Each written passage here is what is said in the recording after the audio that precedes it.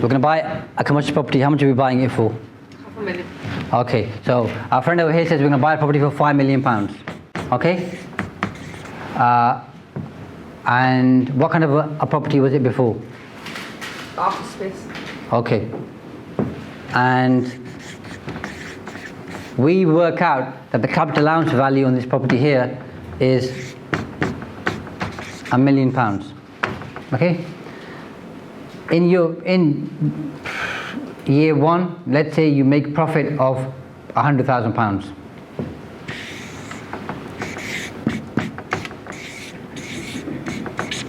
You can use this figure here to write off against the profit here.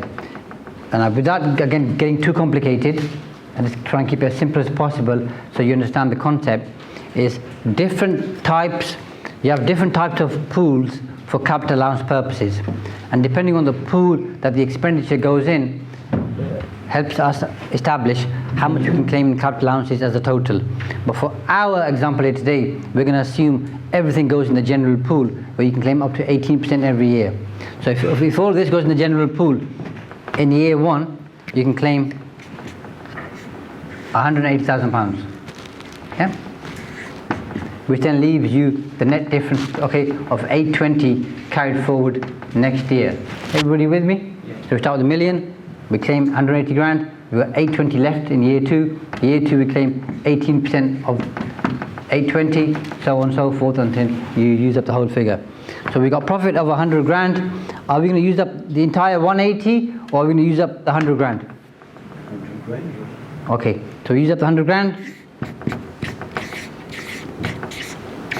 Which means we have no profit left, which means this figure now becomes 900 grand because we only used up 100 grand. Yeah, everybody with me? So in year two, you get 18% of 900, which means you've got less.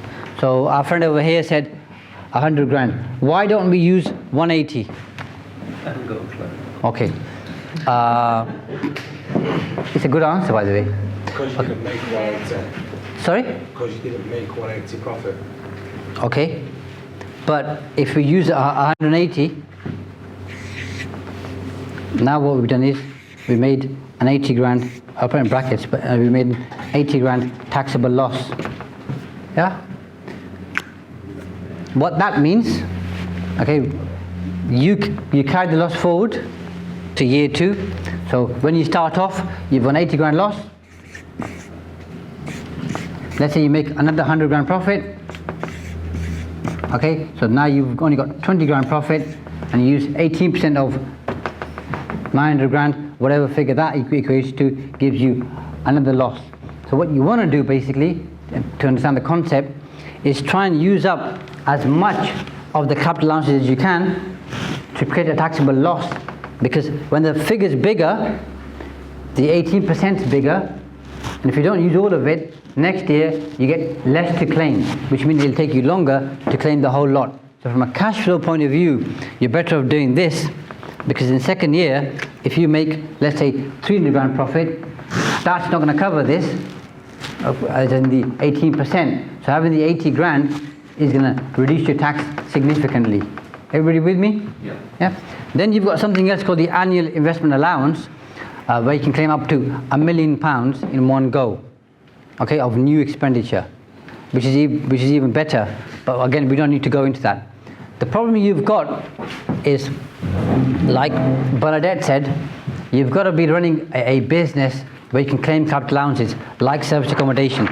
So when you buy a property, and Dan knows all about this, by the way, and you want to claim capital allowances, Dan, what usually happens when you enter into a negotiation with a vendor? You don't understand it, so they say no. Then you have to get someone like Shaz to write a nice email saying, no, you're wrong, please do, etc. That goes to them. A couple weeks later, comes back, says no, and it delays your project by about 5 months. That's what happens, yeah.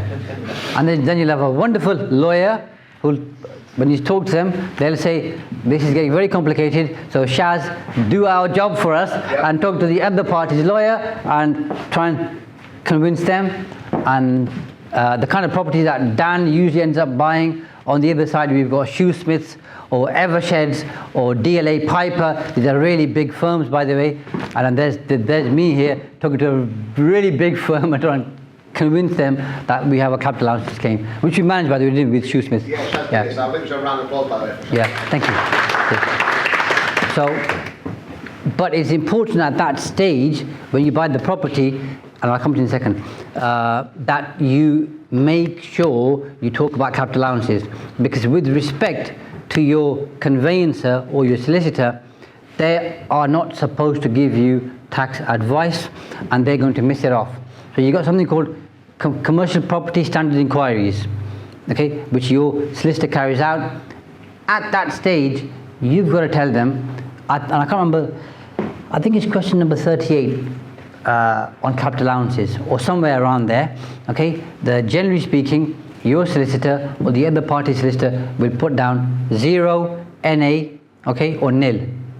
You've got to make sure you say, this is not acceptable. So either we enter into a section 198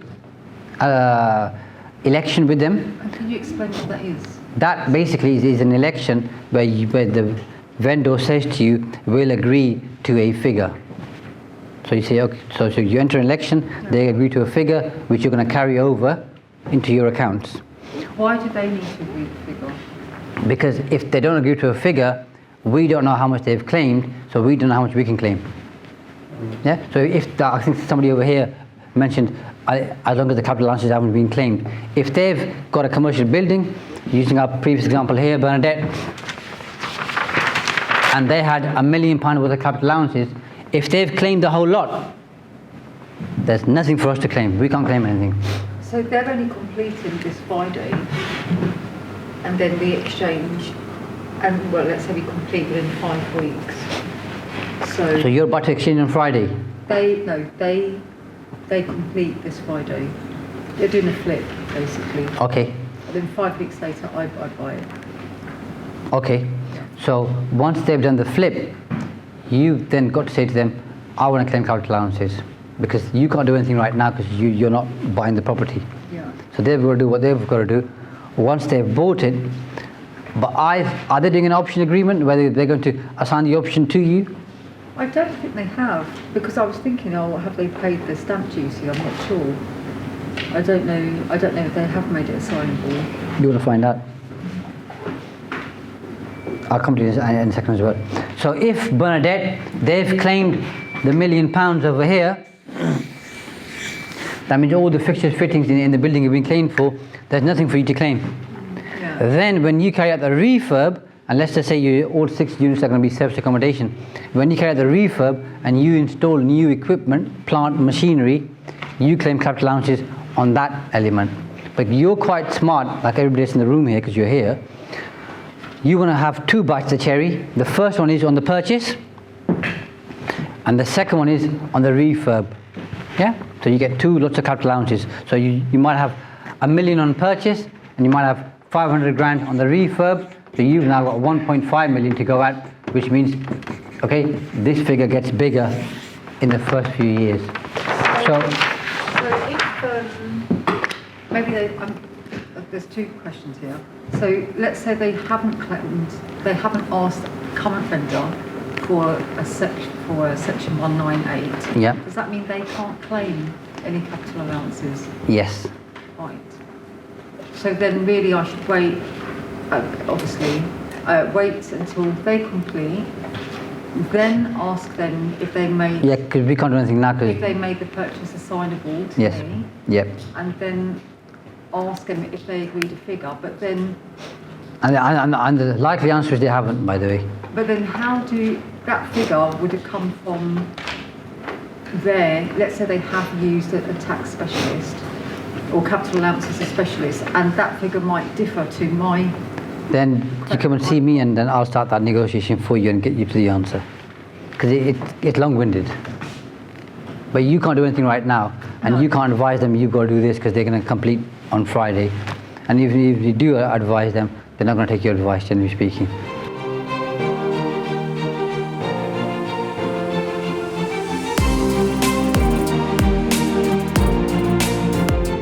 Thanks for watching, and I hope you enjoyed this video. If you have, by the way, make sure you click like, subscribe and post a comment because that tells me that you're engaging and you're finding the content useful. And if you like this video, make sure you check out this video here because it's the next stage in terms of your learning and development.